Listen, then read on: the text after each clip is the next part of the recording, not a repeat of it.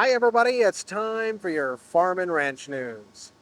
Well, the political battle in the Pacific Northwest over breaching of the Snake River dams in Washington state has, at least for now, swung back in the favor of farmers, grain shippers, irrigators, and even power producers who rely on the river system and oppose their removal.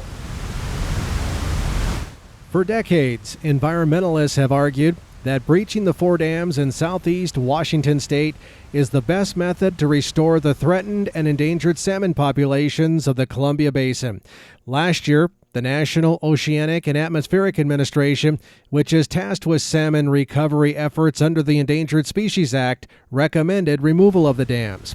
However, proponents of the dams say the benefits of the dams can't be replaced. These dams carry 65% of the wheat that goes out of the PNW corridor. So they're important from the standpoint of that they're the most carbon neutral form of transportation for U.S. wheat. On the irrigation side, that's another area where we would see a huge loss for our region and nation.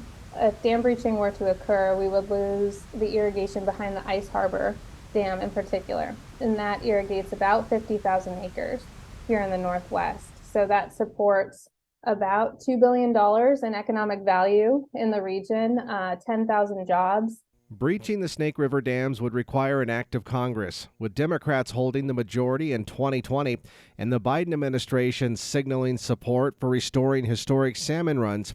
It appeared dam removal was on the government's fast track.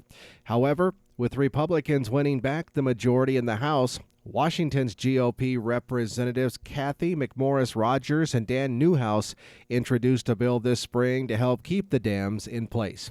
In the Senate, Republican Steve Daines of Montana and Idaho's Jim Risch sent forth similar legislation. Daines, Risch, and GOP Senator Mike Crapo of Idaho also recently sent a letter to Energy Secretary Jennifer Granholm urging the administration to advocate for and preserve the Snake River dams.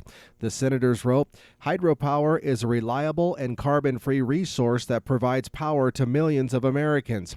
Despite this, certain voices in the Biden administration continue to advocate for breaching dams and reducing the system's benefits, which would have far-reaching and devastating consequences."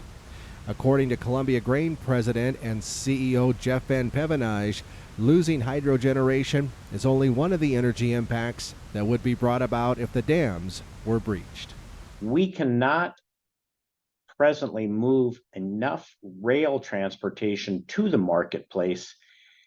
And if we need the alternative forms of transportation like barge traffic, and truck traffic is not really an option from so far away, it would be the most expensive, the most polluting form of transportation to the marketplace, as well as the most inefficient form of transportation.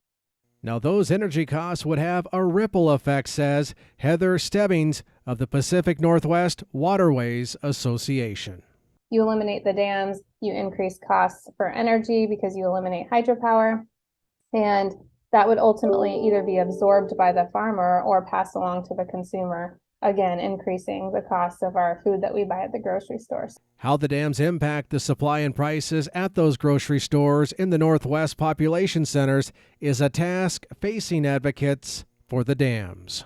It's a challenge to help folks understand on the West Side the value that those projects provide because they're more disconnected from them. They're not right in their backyard.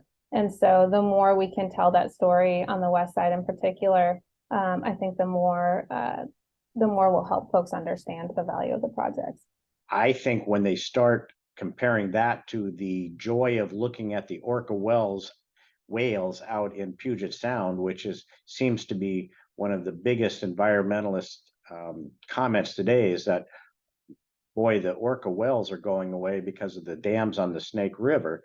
I think when they have to start paying that food bill, they'll maybe get a little different view of what the value is to them from having these Snake River dams and from keeping U.S. food costs competitive.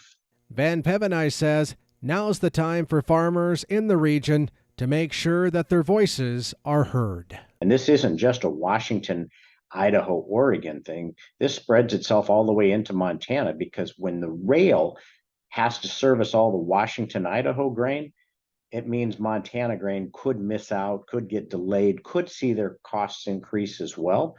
So it's not just a local thing, but they need to get together. They need to actively talk with their Congress people, whether that be at the local, state level, as well as the federal level that are out there.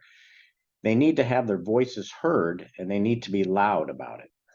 Now, the Pacific Northwest Waterways Association believes that salmon and the dams can coexist and are supportive of salmon recovery efforts short of breaching the dams.